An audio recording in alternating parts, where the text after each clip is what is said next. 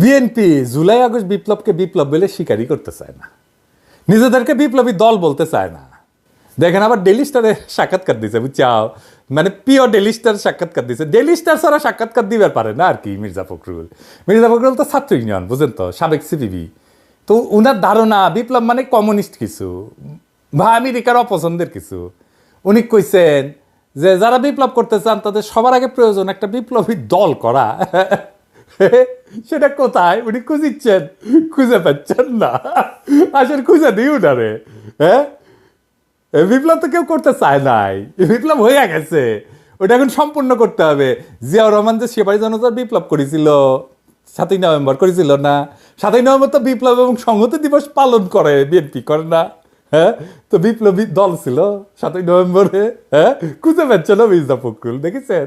হ্যাঁ, আপনারা বিপ্লবের সুফল ভোগ করবেন, বিপ্লবের দিবস পালন করবেন, কিন্তু বলবেন আমরা বিপ্লবী দল না।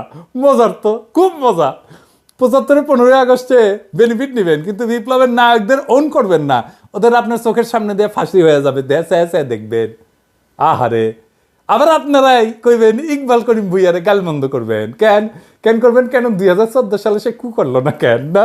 আপনাদের ক্ষমতা বসে দিবে, আপনাদের জন্য আরবি জিন্দগিতে কু করবে না, করবে না।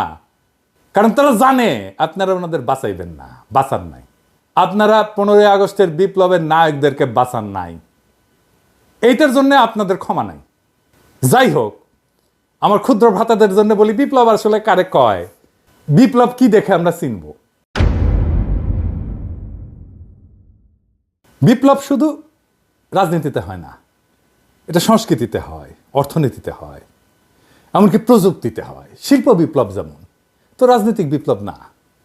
যেমন ধরেন সবুজ বিপ্লব, এটা তো রাজনৈতিক বিপ্লব না।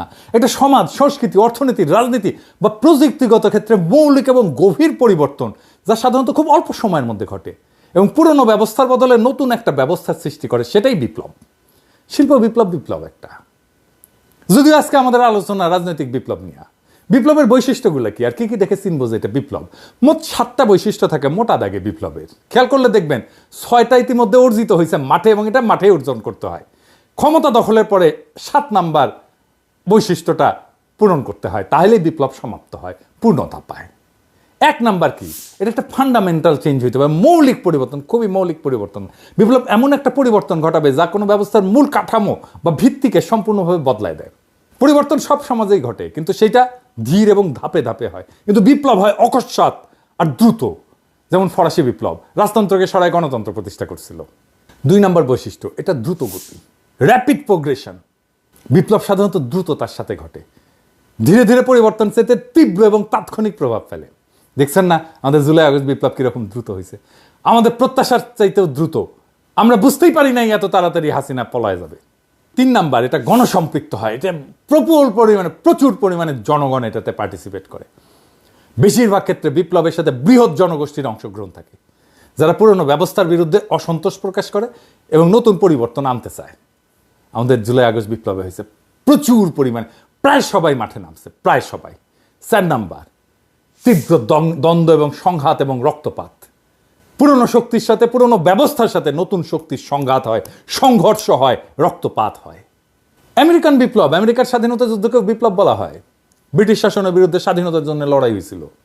5 নাম্বার, মূল্যবোধ এবং আদর্শের পরিবর্তন, ইডিওলজি এবং ভ্যালুজের পরিবর্তন। বিপ্লবের মাধ্যমে সমাজের নতুন আদর্শ এবং মানসিকতার উদ্ভব ঘটে। পুরনো মূল্যবোধকে অস্বীকার করে আজকে ছাত্ররা মুজিববাদকে প্রত্যাখ্যান করতেছে, এটাই বিপ্লব, বিপ্লবের একটা বৈশিষ্ট্য। এমনকি শিল্প বিপ্লব কৃষিভিত্তিক সমাজকে বদলায় দিয়ে নগরায়ন করে। টেকনোলজিক্যাল রেভলিউশনকে মানুষের জীবনের মূল কেন্দ্রে নিয়ে আসে, টেকনোলজিকে। 6 নাম্বার, এটার বিশাল প্রভাব থাকে। বিপ্লবের প্রভাব এটা নির্দিষ্ট সময়ের মধ্যে না, এটা দীর্ঘমেয়াদী এবং এটা বিশ্বব্যাপী পরিবর্তন আনতে পারে। একটা দেশে বিপ্লব হইলে আরেকটা দেশে বিপ্লবকে অনুপ্রাণিত করে, একটা জায়গায় বিপ্লব হইলে আরেকটা জায়গায় বিপ্লবকে অনুপ্রাণিত করে। 7 নাম্বার, পুরনো ব্যবস্থাকে ছুঁইড়া ফেলে দেওয়া। বিপ্লবের একটা গুরুত্বপূর্ণ বৈশিষ্ট্য হলো পুরনো সামাজিক, রাজনৈতিক বা অর্থনৈতিক ব্যবস্থার সম্পূর্ণ অবসান এবং নতুন ব্যবস্থা দিয়ে এটার প্রতিস্থাপন। এটা করতে হয় ওই ক্ষমতা দখলের পরে। এটাই বিএনপি করতে দিতে চায় না, সে আগের ব্যবস্থায় বজায় রাখতে চায়। কেন সে করতে দিতে চায় না? বলে এই সরকারের ম্যান্ডেট নাই। ম্যান্ডেট নাই মানে তাহলে এই ক্ষমতা আছে কিভাবে? আওয়ামী লীগ প্রফেসর ইউনূসের সরকারকে অবৈধ বলে, আর বিএনপি বলে ম্যান্ডেট নাই পরিবর্তনের জন্য। বিপ্লবী জনতাই ম্যান্ডেট, তারাই তো প্রফেসর ইউনূসকে ক্ষমতা বসাইছে, তার উপদেষ্টাদের নিয়ে আমাদের আপত্তি আছে, কিন্তু প্রফেসর ইউনূসের ক্ষমতা নিয়ে তো আমাদের আপত্তি নাই। ম্যান্ডেট কি ভোট দেওয়া হয় নাকি শুধু? আর আপনারা বলতেছেন যে বিএনপি তো বিপ্লবী সরকার না, তার মানে আপনি তো ম্যান্ডেট নেবেন না, আর অসমাপ্ত লাস্ট কাজটা তো করবেন না আসলে, কারণ আপনারা তো বিপ্লবী দল না। তাহলে আপনি বিপ্লব সমাপ্ত করবেন না, আপনি ভোট চাইতেছেন ম্যান্ডেট নেওয়ার জন্য না, আপনি ভোট চাইতেছেন বিপ্লবকে যেন সমাপ্ত আমরা করতে না পারি। আপনি তো আসলে প্রতি বিপ্লবী। দেখেন উনি কি বলতেছেন, সংবিধানের আমূল পরিবর্তনের জন্য গণপরিষদ করতে হবে। এটার মানে কনস্টিটিউয়েন্ট অ্যাসেম্বলি, যা শুধু নতুন সংবিধান লিখবে, সে অন্য আইন প্রণয়ন করবে না। কিন্তু যে সংবিধান লিখবে আইনত, নীতিগতভাবে, এথিক্যালি, নৈতিকভাবে, সে আর ওই আইনের বদলে নতুন আইন লিখতে পারে না, নতুন লোকেরা এসে লিখবে। আবার উনি বলতেছেন সংবিধানের আমূল পরিবর্তন বা নতুন সংবিধানের জন্য জনগণের নির্বাচিত সংসদই শ্রেয়, মানে সংসদ নতুন সংবিধান লিখবে। উনি তো আইডিয়াই ঠিক নাই রে ভাই, সংবিধান কেমনে লেখা হবে? মানে একবার বলবেন গণপরিষদ, একবার বলবেন সংসদ লিখবে, কে লিখবে আসলে? মানে আওয়ামী লীগ যে কিসিমে সংবিধান সংশোধন করেছিল, সেইভাবে সংবিধানের কিছু কসমেটিক সংশোধন হয়তো করা হবে, এটাই বিএনপির খায়েশ। উনি আবারও কইতেছেন এই সরকারের উচিত ছিল বিপ্লবী সরকার করা, এই সংবিধানের অধীনে শপথ না নেওয়া। তাইলে আপনারা যখন ড্যাং ড্যাং করতে গেলে, বাসে চেপে ক্যান্টনমেন্টে গেলেন আর্মি চিফের সাথে ঘুটু করতে, তখন মাথায় ছিল না যে বিপ্লবী সরকার করতে হবে? তখন বলেন নাই কেন? এ দায় কার? আবার উনি বলতেছেন সংবিধান আগেই আওয়ামী লীগ খেয়ে ফেলছে।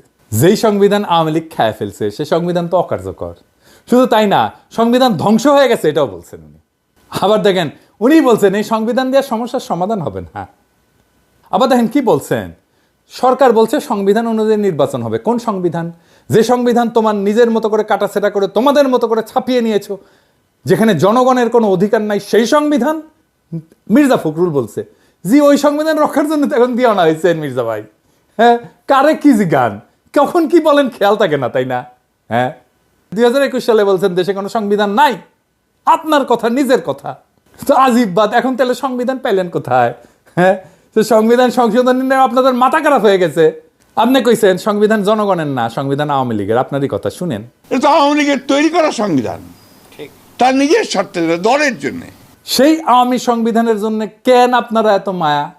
আমরা তো সবাই প্রথম থেকে বলতেছি একটা গণ অভ্যুত্থান করবো, বিপ্লব করব, তারপরে একটা কনস্টিটিউয়েন্ট অ্যাসেম্বলি করব বা গণপরিষদ করব এবং নতুন সংবিধান রচনা করব।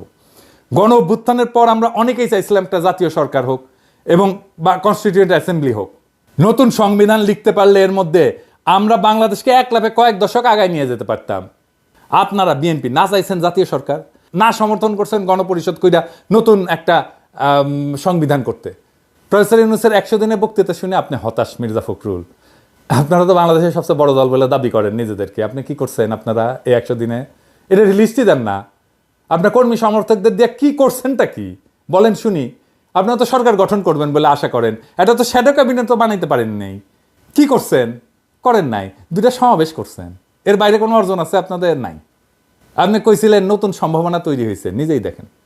আজকে 1971 সালের স্বাধীনতা যুদ্ধের পরে আমাদের যে নতুন সম্ভাবনা সৃষ্টি হয়েছিল, একটা নতুন দেশ, নতুন জাতিকে নির্মাণ করবার, কিন্তু দুর্ভাগ্যজনকভাবে সেই সময় আওয়ামী লীগের ব্যর্থ নেতৃত্বের কারণে, তাদের ব্যর্থতার কারণে সেই জাতি আমরা নির্মাণ করতে পারি। আজকে আবার দীর্ঘ সংগ্রামের পরে, গণতান্ত্রিক সংগ্রামের পরে, অনেক আত্মত্যাগের বিনিময়ে, রক্তপাতের বিনিময়ে, ছাত্র জনতার অভ্যুত্থানের মধ্য দিয়ে আবার নতুন একটি সম্ভাবনা সৃষ্টি হয়েছে, একটা নতুন বাংলাদেশ নির্মাণ করবার।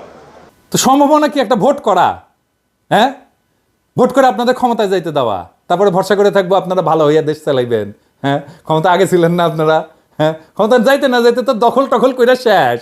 ক্ষমতা যা করবেন কি? কাম তো নাই, কাম তো সব সেরে ফেলছেন। ভরসা করতে কইেন না। হ্যাঁ, ভোটে জিতা ক্ষমতা আসলে আপনারা প্রতিশ্রুতি রাখবেন, এটা জনগণ বিশ্বাস করে না। আপনারাও আগে প্রতিশ্রুতি ভঙ্গ করছেন, চ্যালেঞ্জ করেন না, দেখাই দেবো এক এক কইরা। ম্যান্ডেট করবেন না মির্জা ভাই। ম্যান্ডেট চাইলে ম্যান্ডেট আইনা দিব। চান আপনি ম্যান্ডেট? প্রফেসর ইউনূসকে বলবো একটা হ্যাঁ না ভোট করতে। এই জুলাই আগস্ট বিপ্লবে জনতার বিকল্প রাজনৈতিক শক্তি কলে দাঁড়াইছে, তারা উপেক্ষা কইরেন না মির্জা ভাই। তাদেরকে এলাই ভাবেন আমাদের সাথে কথা বলতে হবে, একা একা কিছু কইরেন না।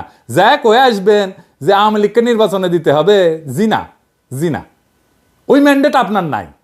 আমরাও জনগণের কণ্ঠস্বর, আমরাও দাবি জানাইতে পারি, আমরাও জনতাকে মোবিলাইজ করতে পারি।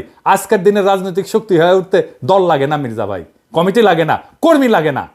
সরকারকে কইছেন আওয়ামী লীগকে নির্বাচনে আনার জন্য, প্রফেসর ইউনূস কয়ে দিচ্ছে কলে। এটা আমরা কোনোভাবে হইতে দেব না। আমরা সর্বশক্তি দিয়ে এটা প্রতিরোধ করব। বাংলাদেশের মানুষের আকাঙ্ক্ষা আওয়ামী লীগকে পূর্ণাঙ্গভাবে নিষিদ্ধ করা। আমি এটা ভোট করেছিলাম, এই যে দেখেন কত লোক ভোট দিছে, দেখেছেন এডিটর সাহেব, দেখে দেন না কত লোক ভোট দিছে, পাশে লিখে দেন কত লোক ভোট দিছে। প্রায় 80% লোক আওয়ামী লীগের নিষিদ্ধ চায়। আপনি গণ ইচ্ছার বিরুদ্ধে দাঁড়াইবেন, এত বড় শক্তি হয়েছেন আপনারা অন্যায়, সরি। আওয়ামী লীগের সাথে রিকনসিলিয়েশন হইতে পারে যদি তারা ক্ষমা চায়, অনুশোচনা করে। এর আগে আওয়ামী লীগকে নির্বাচনে আসতে দেওয়া হবে না। বিএনপি কেন, ডাবল বিএনপি আসলেও আওয়ামী লীগকে নির্বাচনে আসতে দেওয়া হবে না। আপনারা পারবেন না আওয়ামী লীগকে নির্বাচনে নিয়ে আসতে। কেস ক্লোজ, ইনকিলাব জিন্দাবাদ।